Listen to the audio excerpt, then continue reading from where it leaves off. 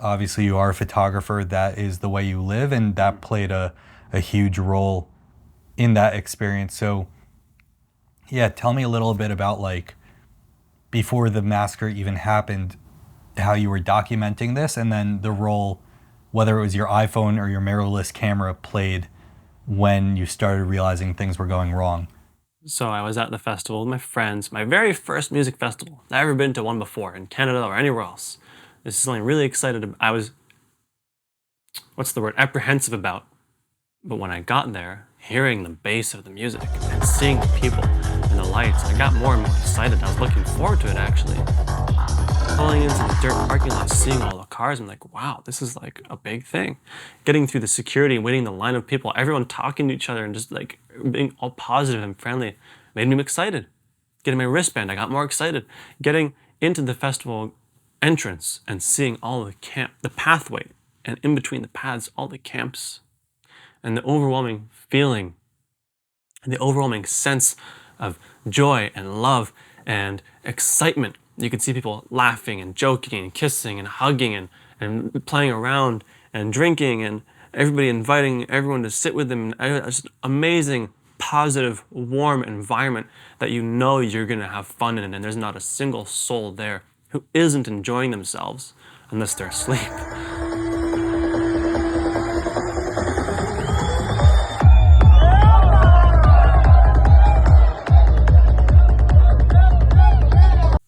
I go there with my cousin and my friends, and I have my cameras because I figured this is something I want to capture photos of for my own personal memories, because that's what I do. You know, I go to my first party, I bring a camera. I go to the beach with my friends, I bring my film camera because I'm not going to bring a digital camera to the beach. I go camping for the first time on the Ardenite, on the Jordan River. I bring my camera. Every time I do something that I haven't done before that I think is worth remembering, I bring my film camera because that's like my own personal memories. But here I brought my film and my digital camera because I wanted to build a portfolio to photograph festivals in the future, because that's something I would want to do, go to festivals for free and take photos. And I love people. I love engaging with people. I love talking to people and learning about them and making new friends. And an amazing way to do that, that's almost cheating, is to bring a camera. Because someone sees a camera and they're like, oh, come here, take my photo.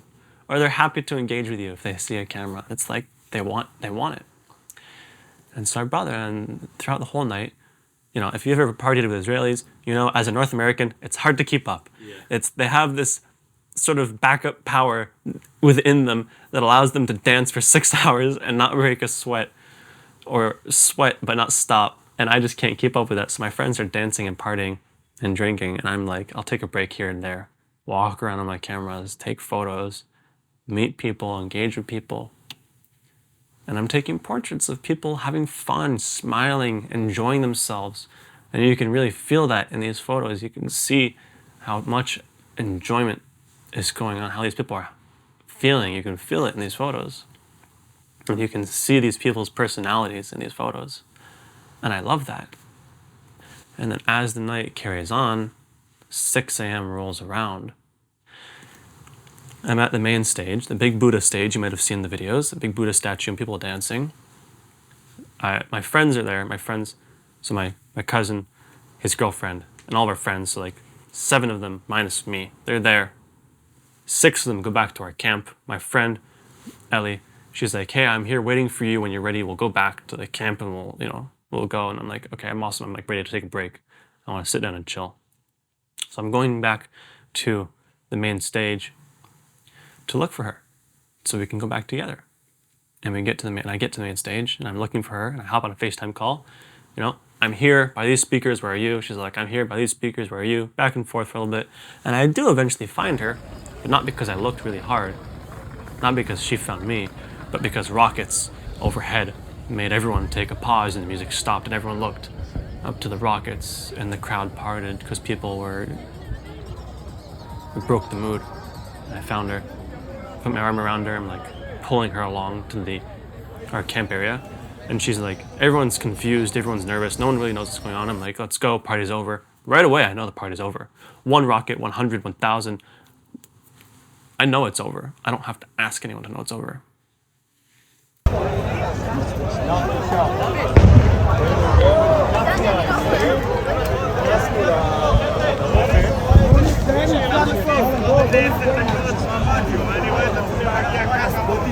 Modi, we should go because I don't think it's continuing. The festival. It's done. Even if the rockets stop, they're not going to continue again. You can call Bar and ask, but I don't think I need to ask to know.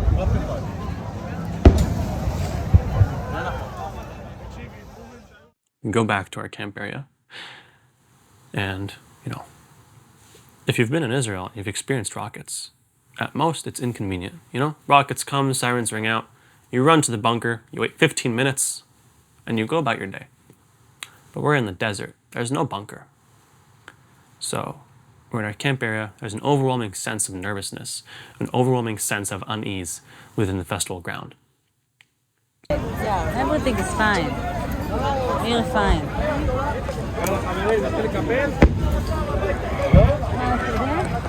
It's the party's over. זהו, אני גם מעדיף להישאר פה בחיים. The party's over, even if we don't want it to be. Nothing is continuing after this. Are you saying stay because it's safer? No, they don't shoot at us.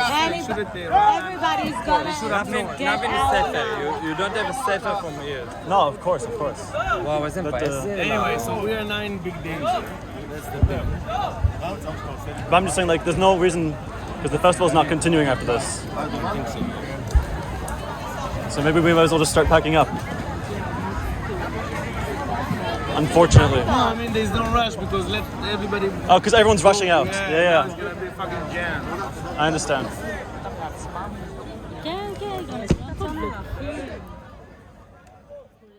And, you know, my cousin in one of my videos, you can hear him saying, we're safe, there's no danger. They're not attacking us. They're not shooting rockets 5 feet next to Gaza at our festival. They're shooting the cities around us. We're safe. There's nowhere safer than here because the rockets are going over us, which is a reasonable thing to think because they're not going to target a random space in the desert. Nobody has a reason to think gunmen are going to come in to brutalize us. Yeah. And so during all this, people are starting to leave. People are starting to leave at the first rocket because they know the party's over. So already it's starting to get less and less crowded. Still very crowded, but not like it was before. And so I tell my cousin, well, I think we should leave. He's like, let's wait. There's no arguing. There's a bit of a back and forth, but for like a minute or two. Very short back and forth, and then we come to the agreement that we'll leave. What we had at the festival was not a lot of stuff. It doesn't take 8 people to pack it up and go. So I tell my cousin, while you guys pack up our things, while you're doing that, I'm going to take that same time and walk around and take some more photos because I'm looking around and I see people are still smiling and joking with their friends. Nobody's terrified. Nobody's running for their life. People are very nervous. Some people are absolutely scared, but nobody's running for their life. Nobody's scared they're going to die. So I'm walking around and taking photos. People are smiling. People are happy to have their photo taken. They're still engaging with me. People know the festival is over and they're happy to have their photo taken. I think it's a really nice contrast. It's not nice. I think it's a really interesting contrast to see 2 guys laying down next to their tent, eating breakfast, all smiles and joking and laughing with like a chaos of everyone leaving and packing up to go in a rush around them. It's like a dissonance. So I'm walking around and taking my photos. I'm done. I've had enough. I want to leave. I'm already nervous. I'm already on edge. I'm already anxious. I'm already not comfortable with what's going on because the rockets haven't stopped. I'm not used to rockets. Very big first world problem again. But I don't like it. I have a pit in my stomach. I don't feel like I can feel something is going on. But again, I'm not thinking to myself, oh, men are going to come and kill us now. So I go back to my friends. I go back to our camp area. And as I'm getting back, I'm hanging around, finishing up packing up the things, and I hear off in the distance, festival ground, a sound that was very sharp, very short, and very fast. It wasn't from the DJs, wasn't from a car, wasn't from someone's personal speakers. Nothing that I can imagine coming from the festival ground. A sound that I can only describe as the sound of machine gun fire. Really quickly, and then nothing. And I didn't hear it again for a while. I tell my friends, I tell my cousin, like, did you guys hear this? I think I heard a gun being fired. And no one's sure because of everything going on. Some of my friends were under the influence. So like, it's hard to tell what you're hearing with everything happening. But I hear the sound and I feel sick, and it makes me really worried. I'm the kind of friend you bring to a party and I stop drinking or whatever 5 hours before everyone else, and I'm giving people water. That's who I am. I'm an older brother, so I feel like it's got to do with that. So I hear this sound and I'm like, guys, I think we should go. Like, I want to leave now. Let's leave. And they're like, okay, we'll leave. We leave a few things behind, not much. And we go to the parking lot, which is right adjacent to us. Fence is pushed over so people can leave easier. Parking lot's mostly empty. We're packing up our things. That's where we meet a guy named Moti. He's a guy who came on that bus I mentioned earlier, driven by that Palestinian from Gaza. And that's how I knew what happened to that guy, and I knew who he was because I met him through Moti. So we're packing up our things in the car, and then we're deciding who's gonna drive. You can see my fucking hands by Shye, you're driving? I'm absolutely okay to drive. Good. You need water or something? We have water. Thank you very much. Believe it or not, I only had one beer to drink that whole night.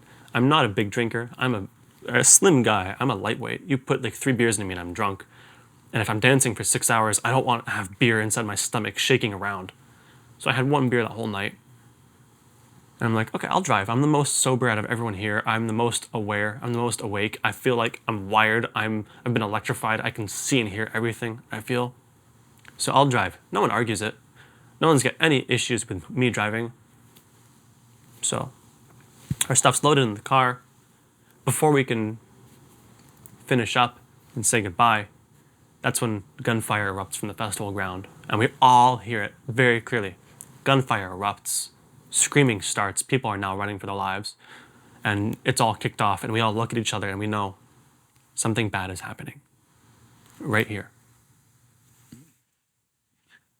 So I throw my phone in the car, get in the car. My film camera is strapped around my neck. My other camera is in my lap. And we drive off, speeding down the dirt road of the parking lot, honking my horn and trying not to hit people and cause an accident because we're all in the same situation. I don't want to make things worse. And we get to the exit, and I'm met with like gridlock out the ass, cars parallel to one another in front and back, stopped, honking their horns. Everyone's trying to get out through this one exit on this one side. There's 2 sides to exit, but on the side, both sides no doubt had traffic. And I looked at my cousin, I'm like, I'm not waiting for all of these people. I'm not sitting here while there's fucking gunfire going on and still rockets. I'm not waiting to see what happens. I don't care about these people. I don't know them. They're not my friends.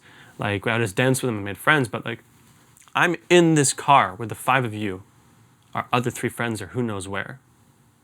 With the 5 of you in this little 4-door sedan. Right now, I'm driving and you guys are, like, you're my responsibility now because I'm the driver. So I make the decision to drive off the road, like the dirt path of the parking lot. I drive off the road onto the rocky terrain of the Negev desert, around rocks and shrubs and trees, whatever you name it. Passing everybody, I don't care. I want to get out now. I'll push in front of whoever I have to, but I'm not going to cause an accident. I'm not going to put anybody in a worse situation, but I'm not waiting. So I drive past everybody towards the exit, and now we're stuck behind 2 cars because the hill to our left is too steep for us to go over. Because we're in like a little 4-door sedan, think Civic. And I'm white-knuckling the steering wheel, and I'm looking around, and I'm starting to notice something. This car, this car, this car, this car, this car, this car, this car. Empty. Off. No one's in them. People are starting to leave and flee on foot because of the traffic and their terror. And the car in front of us had people in it, honking their horn, inching forwards like you do when you're in traffic and the guy won't move. And I'm looking through their windshield, over the steering wheel. I'm looking through their windshield into the car ahead of them.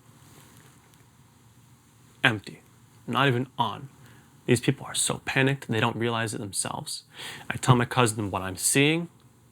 I tell them that's a dead car they're waiting for. Please, can you like knock on their window, tell them in Hebrew, because I don't speak Hebrew.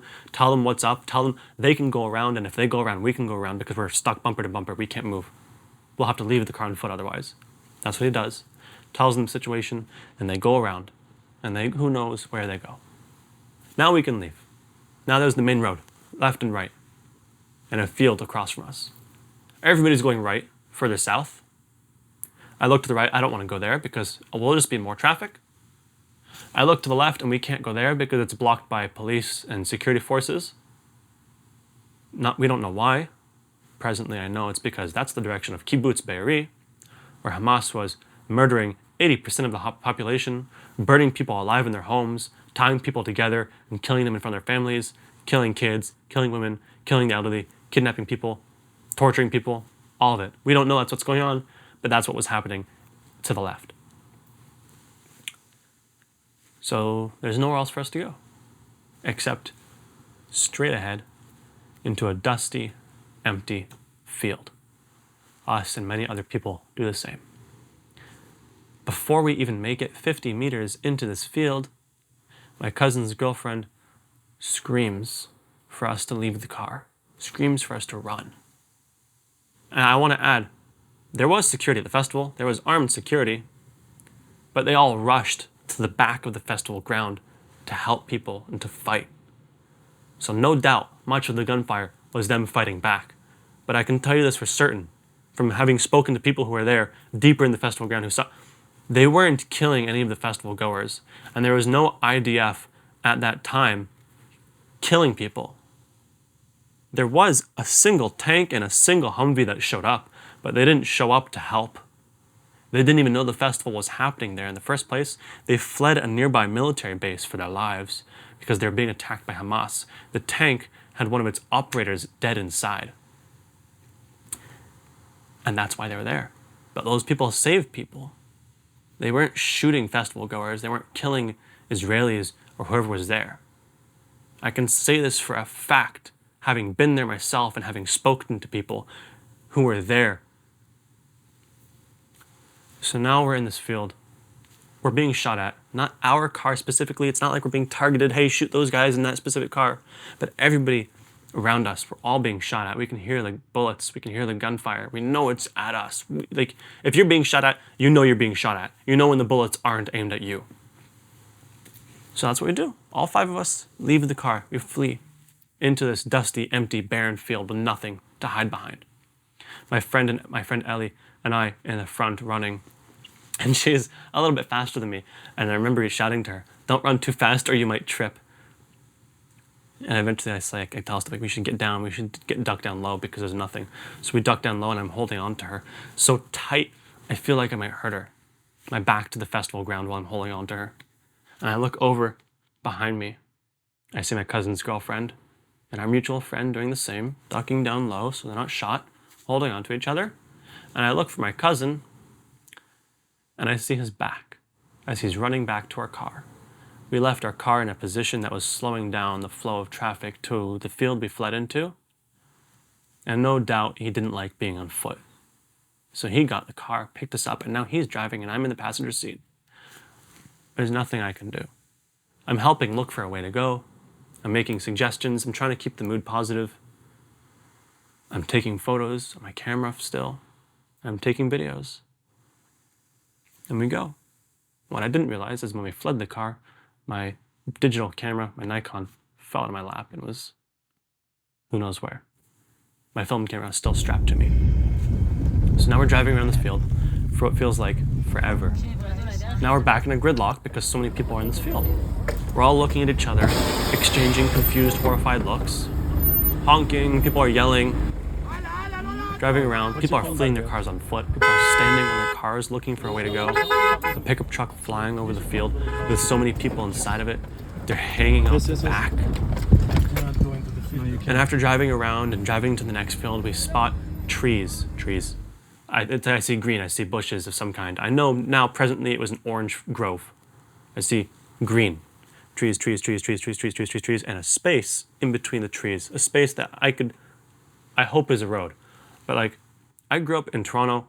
As a teenager, I moved north into farmland. So I know that farms have service road for the equipment to maintain them and to be harvested. So I see this space in the trees and I hope it's a service road. That's my thought process. I tell my cousin to drive towards it because there's nowhere else for us to go. The only other option is to run on foot into the bush, into the forest, which nobody's interested in doing. So we drive towards it, stopping only once to see if people will hop in our car, and they don't. which I can't blame them for, because you don't know what's going to happen in that situation if you hop in someone else's car and your life is in their hands. You don't know what's going to happen. And I can't blame them for not hopping in our car, but I wish they had. Driving through this field, into the next field over, passing rows of trees, I think men are hiding, waiting to shoot us, and there were men in the fields around the area waiting to shoot people, just not us. Every time you turn a blind corner, I think we're going to be shot and killed. 2 cars in front of us, we're driving down these dirt roads, these gravel roads. One of the cars pulls off behind a warehouse to hide. We make it to a main road that's paved, passing 2 Thai workers on bicycles. We invite them into our car too and they ignore us. Now we're at a paved road going right and left. Us in the car in front of us goes right. And eventually they turn around. They go back this way.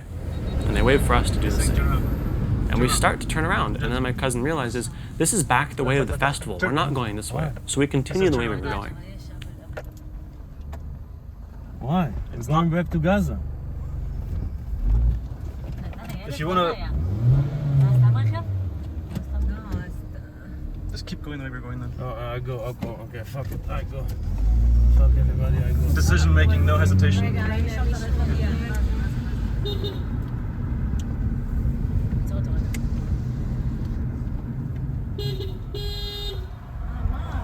Can't. Go.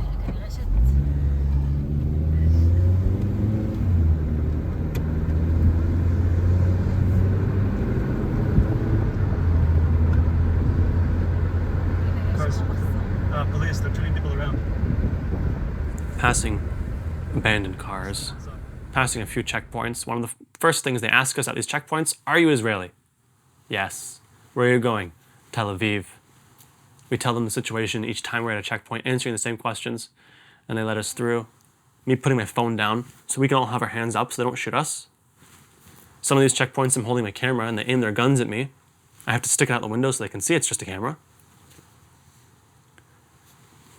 More abandoned cars, cars riddled with bullets, some civilian cars passing us the opposite way. Every time a car passes us, my cousin honks the horn and waves them to turn around, trying to help them. I think his honking of the horn is going to draw attention to us and get us killed. I think the cars passing us along are full of men looking for Israelis to kill. We eventually come to the city of Netivot. Sirens just kick on. They weren't even on initially. They just kick on as we're approaching, and you can hear it in my video. Rockets overhead, passing abandoned cars, passing a police car riddled with bullets with a body inside that I took a photo of, but because of the film and the exposure and the fact that I was doing everything so fast, you just can't see the body, but there was a body inside of it. And we think we're at a checkpoint, but it's not. It's just IDF Border Patrol there to help people. There's a member of the press reporting on what's going on out of a camera in his trunk. There's ambulance workers crowded around a body on the ground, people in a bunker peering out. Rockets, rockets, rockets, rockets, rockets. I tell my cousin this isn't a checkpoint, this doesn't seem like a checkpoint. Let's just drive over the median and go around. If they'll stop us because they're soldiers and they're armed and we're not. They don't stop us. We carry on. More abandoned cars. More cars riddled with bullets. Crashed cars. Going towards Sderot. Only around this time is our Waze working and we can navigate. Myself, my cousin's girlfriend helping navigate him. The whole time I'm telling him, Mordecai, you're doing such a good job. You're a hero. You're saving us. You're amazing. I fucking love you so much. You're saving our lives. You're doing so well. I'm holding my friend's hands in the back seat. I'm holding their hands. I'm passing water around. My cousin's girlfriend rolls him a cigarette. And now we're on the highway. And now we're really starting to see more and more and more and more and more bodies. Bodies, bodies, bodies in their cars, around their cars, on the ground. I didn't photograph most of these bodies because I didn't want to waste my film photographing corpses of people we may have just made friends with or danced with. It's not something I wanted to do. I have some bodies on video, but it was not even half of what we saw. One of the first cars I remember seeing on the highway, I told you this earlier, a silver car facing the wrong way, driver in the seat, dead, shot in the face. And I remember seeing that very clearly, and my friends didn't because I was telling them to keep their heads down between their legs in case we were shot. I was telling my cousin to slide down in the seat and drive just with his eyes over the steering wheel. And you can see this. There's a photo of us at a checkpoint, and you can see my cousin with his head like this. And it's crazy to think somewhere there was a cameraman who saw us at a checkpoint and took our photo. And you can see everyone's hands up. It's really weird to me to see us from that perspective, from the outside. And we're driving down this highway past these cars. The man dead in his car, a couple more cars after him, bodies inside and around, their belongings on the ground. And maybe you've seen this video, this starts to sound familiar to you. Don't stop, don't stop. Don't stop, don't stop. Lori, don't stop. Stop. Everybody down. Yeah, Ellie. Down. Head between your legs. Fast, fast, fast, fast, fast. Foot, don't stop. Foot, stop. Don't stop, don't stop, don't stop. We're driving along, and not even 200 meters past this group of cars and these bodies, there's another silver car on the side of the road, on the shoulder, with two figures next to it, two men. And we're approaching closer and closer and closer and closer, and they're waving their arms over their head. They're doing this, and they're doing this, as if they want us to stop or slow down. And now we can see them clearly as we get closer. Cargo pants, blue jeans, combat boots, black t-shirts, one with a combat tactical vest, the other without, machine guns and black balaclava masks over their head. They're absolutely not IDF.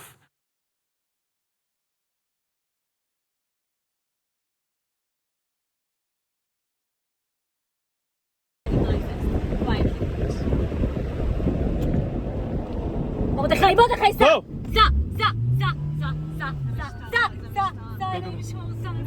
Watch the watch. Around. My cousin slows down just for a second as he's comprehending what's going on because he's not entirely sober. Go! And we all lose our minds. We're like, drive now, sa, sa, sa, sa. Drive, drive, drive, drive in Hebrew.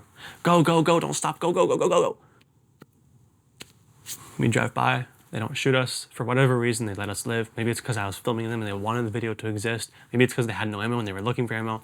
Maybe it's because they thought we were them. I don't know. A million reasons why. It doesn't matter because they didn't shoot us and we didn't die. Not even 200 meters past them, another car on the left side of the road. On our side of the road, but on the left shoulder. Trunk open. And in the middle of the road, belongings. And from the shoulder to the middle of the road, left to right, 1, 2, 3 bodies. We have to drive around them the best we can. The best we can. Still running over the legs of one of these people. Still, rockets. We see off in the distance plumes of black smoke here and there, not realizing these are kibbutz. The smoke is people being burnt alive in their homes. The whole way home to Tel Aviv, checkpoints and bodies. All of that, after all of that, every 15-minute stretch of driving feels like hours. After all of that, we get home, my cousin's apartment in the south of Tel Aviv at 9:45 in the morning, 9:47, 9:45 in the morning. So, at a time when people are still running on foot for their lives, at a time when people are still being brutalized and murdered, still in the same situation we escaped. But that's 5 of us. We went to the festival as 8. Our friends are not answering our calls, they're not answering our texts, not answering their family's texts or calls or anybody. Nobody can get a hold of them. We don't know where they are, what's going on. Only later that night, very late, or early the next morning, I can't remember because it's all a blur, we learned they're okay. They survived. They were rescued by the Golani Brigade. They had fled into the woods on foot and hid in a bush. And they told me Hamas was so close to them like I am to you now. Not even meters away. So close the bush they were hiding in was moving. So close to them, they could tell us, they could hear them talking. So close to them, they could tell us that some of them were barefoot. They could tell us there was more than 10 men around them. But they weren't found. And now I'm realizing like our calling and our texting might have gotten them killed if they had answered or if it rang out. But thank God it didn't. My one friend, his girlfriend, laying so still on the ground in a position, she has nerve damage in her leg.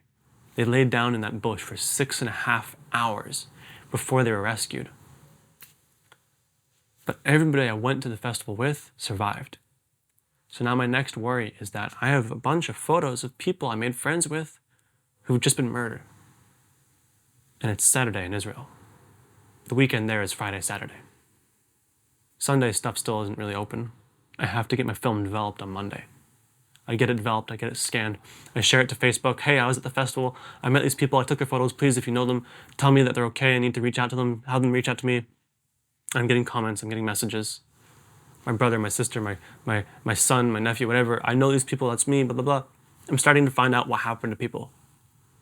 Of all the people I met and engaged with, only 2 had been killed. And only upon learning those 2 men had been murdered did I cry. Because these guys that I met, they were the kind of guys you could feel the warmth coming from them, of their personalities. These are the guys, you get their number, and you know, no matter how hard you try to lose their number, you couldn't, because they're like such good people. People you know you'll be friends with for a long time, because they're such beacons of light. One guy, the guy in the hammock, was an older guy who lived in Kibbutz Be'eri with his family. I cried when I learned he died. I cried again when I spoke to his family and I hugged his relative and I gave them a printed copy of the photo because it's the least I can do.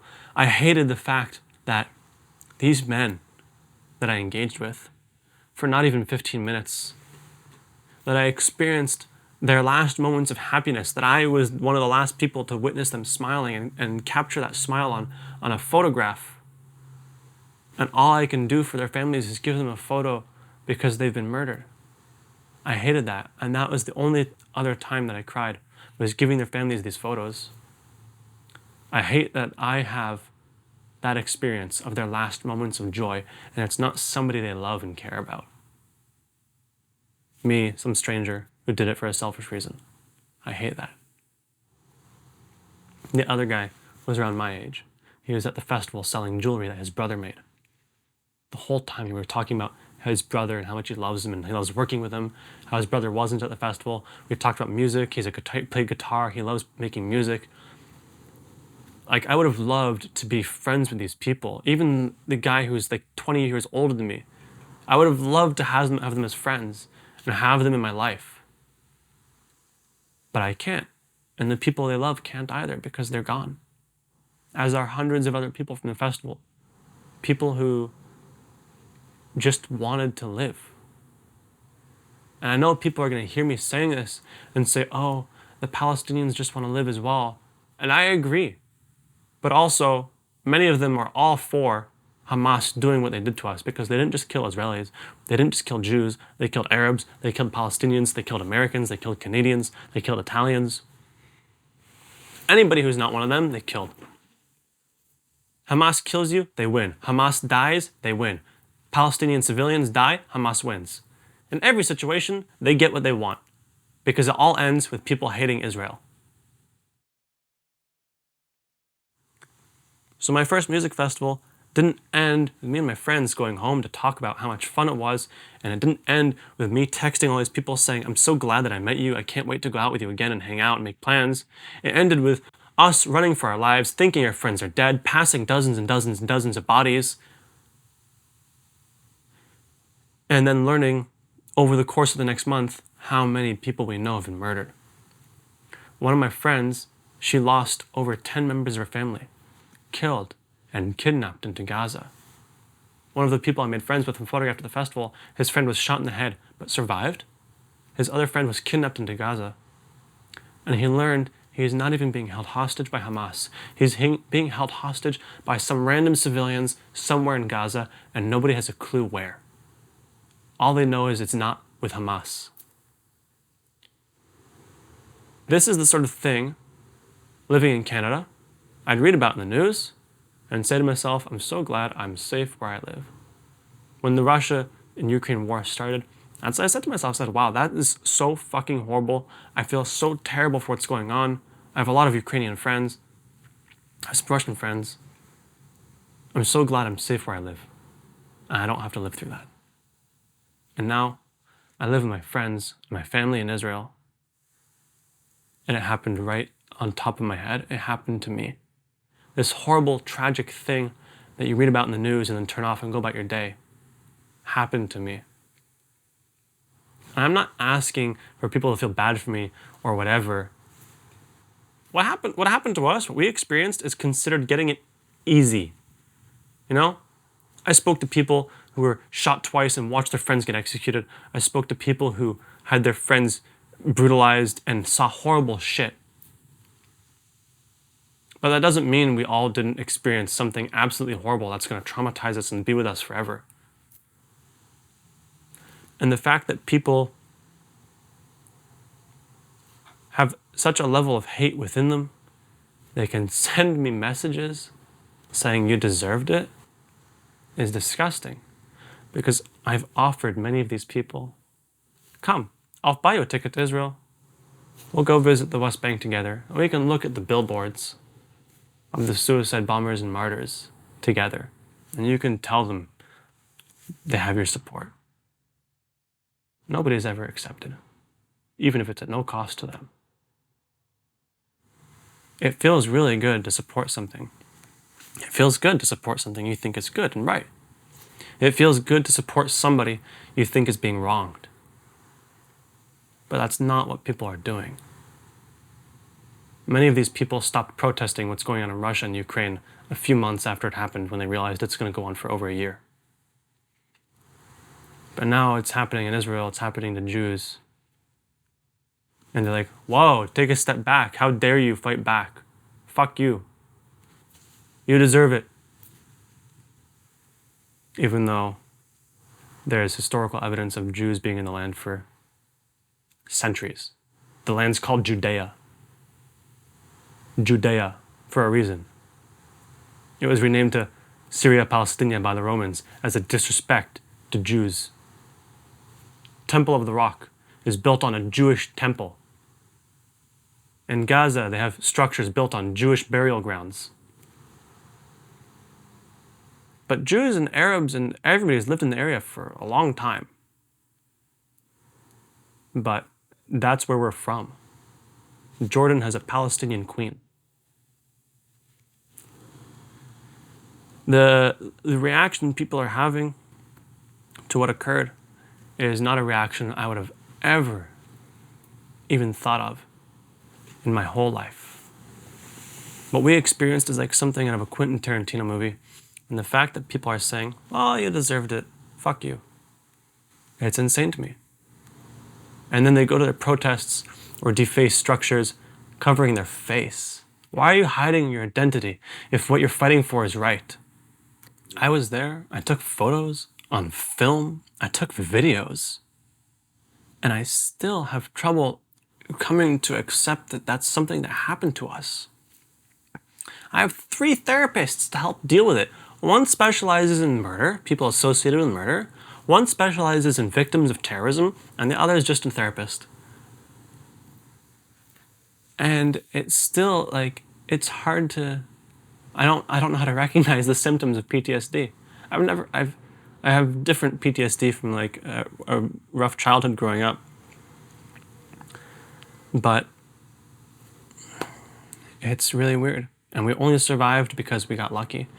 We only survived because I don't feel like I saved anybody. I don't feel like a hero. I don't feel like I did anything worth commending. But if I decided not to go to the festival, my friends might be dead. If I decided not to drive, maybe something would have been different. Maybe my cousin would have taken that main road. I don't know. One of the reasons I didn't want my cousin to drive wasn't just because I'm sober.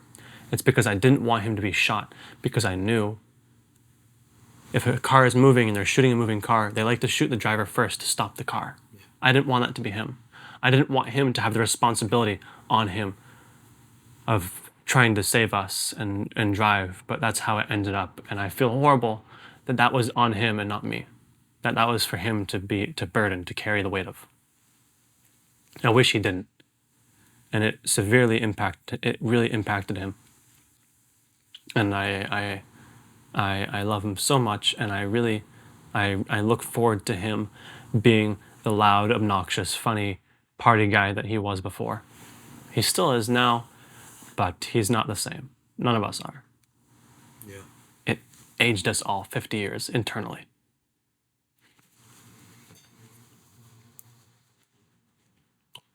Yeah. Well, if it's any consolation, I believe what you're doing now is it's going to save many more lives in the long term. I think the net positive is immeasurable, what you're doing, bringing this sort of exposure and the faces that you captured with your camera. I want them to be seen, you know. I have Crohn's disease, so I'm exempt from the IDF, thank God, because that's not something I have any interest in doing. If I was in the IDF, I'd put myself in a position where I'm like at a desk job or something conducive to helping but out of the way from danger.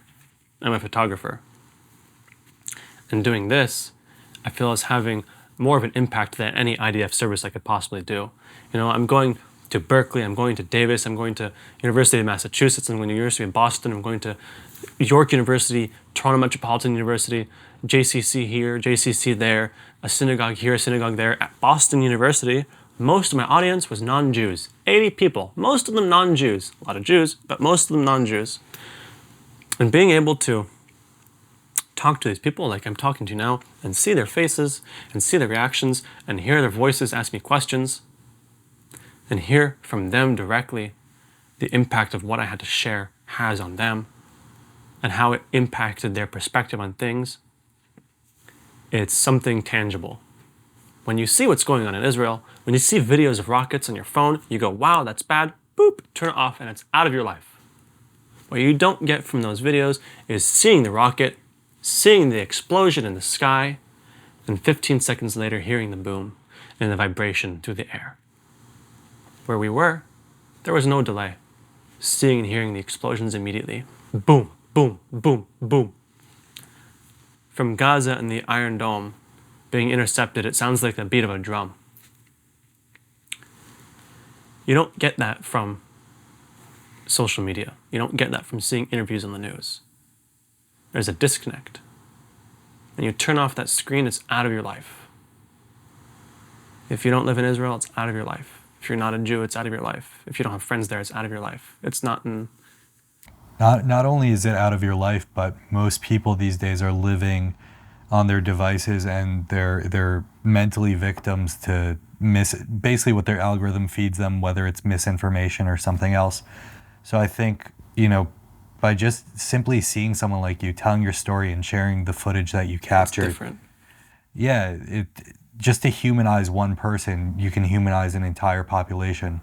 I'm not with CNN. I'm not with Fox News. I'm not with MSNBC. I did interviews with all these places. If you just Google my name, Shye Weinstein, S-H-Y-E, Weinstein, like Einstein with a W, you'll see all the interviews that I did. You'll see my photos. You'll see my Instagram. I don't benefit in any way, shape, or form from lying about this or that. I don't want all Palestinians dead. I don't want all Arabs dead. I don't want there to be a single state with not a single Arab around. Israel has members of parliament that are Arab. I've met many Palestinian workers in Israel. I don't hate any of them. Many of them were nice people. But I don't benefit from making shit up. I'm not making any money off of this. I could have taken my photos and my videos to the largest outlet, to Time Magazine or CNN or whatever, and said, I'll give you these if you pay me. I could have done that. I could have made a lot of money. I could have made a lot of money and bought myself a new camera and been okay. But I didn't. I gave it to everybody I could and didn't ask for shit. I just wanted to share what I experienced and what happened to others who are too traumatized to share it themselves. I just want to make it known. I'm here in North America since the 5th of November. I refused 2 rescue flights back to Canada. I could have gone out of Israel and been safe at no cost to myself. The only cost, though, would be being away from the people that I love, the people that I care about, while they're still under attack, while they're still in danger. I would not want that. I'm here now for over a month, away from the people I care about dearly, to share this experience with others, to bring it to light and to remove the disconnect created by screens. I'm losing money I'm spending money on food and transport. I'm losing money. I'm burning through my savings doing this. Happily. Because I know it's having an impact. And I'll happily do this until I have no money left, until people say, Shye, I'm sick of hearing you talk. I'm supposed to be finished around the middle of December, around the 20th. And I hope to God they ask me to come and do it some more in January. Because I will share what I shared with you today 10,000 times until my mouth runs dry if I have to. I don't care. I want to spread this with people. I want to share this. Well, I'm certainly going to share it, and I hope it opens people's minds up, and I'm sure it will. You're doing a great job, and I appreciate you, doing this with me without even, asking a single question. I sent you a long text thinking, I might have to convince him, and you said happily. I'm saying yes. I haven't said no to anything. Yeah, so I really appreciate you, and it's been an absolute pleasure to speak with you, and I'm only wishing you the best. I appreciate it sincerely. Thank you very much. Nice to speak with you. Yeah.